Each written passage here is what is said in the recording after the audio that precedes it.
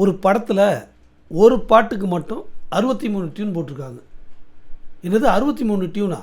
ஆமாங்க, அந்த 63 டியூனையும் போட்டது யார் தெரியுமா? நம்ம இசைஞான இளையராஜா அவர்கள் தான். கமலஹாசனோட 100வது படமான ராஜபார்வை படத்தில் இடம்பெற்ற பாட்டு தான் அந்த பாட்டு. இந்த படத்துக்கு இந்த பாட்டை எழுதினது கவிப்பேரரசு வைரமுத்து அவர்கள். அந்த பாட்டு எந்த பாட்டு தெரியுமா? அந்தி மழை பொழிகிறது, ஒவ்வொரு துளியிலும் உன்முகம் தெரிகிறது. அந்தி மழை பொழிகிறது, ஒவ்வொரு துளியிலும் உன்முகம் தெரிகிறது.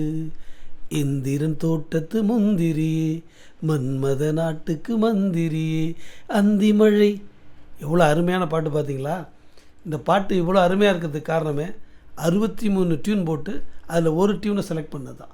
ஆமாங்க, இது கமலஹாசன் அவர்களோட 100வது படம். இந்த படத்தை டைரக்ட் பண்ணது யாருன்னு கேட்டிங்கன்னா பிரபல இயக்குனர் சிங்கீதம் சீனிவாசராவ் அவர்கள் தான். இதில் ஒரு பெரிய விஷயமே என்னென்னா 63 டியூன் போட்டாங்க.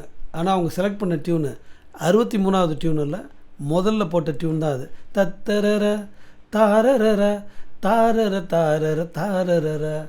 பார்த்தீங்களா?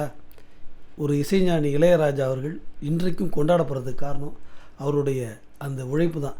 எந்த பாடலாக இருந்தாலும் எந்த படமாக இருந்தாலும் அதை படமாக எடுத்துக்கிட்டு ரொம்ப சிறப்பாக உழைச்சிருக்கிறாரு. அதனால தான் அவர் இசைஞானியாக இருக்கார். ஆமாங்க, உண்மையாக உழைச்சோன்னா வெற்றி உங்கள் கைகளில் நிச்சயமாக கிடைக்கும்.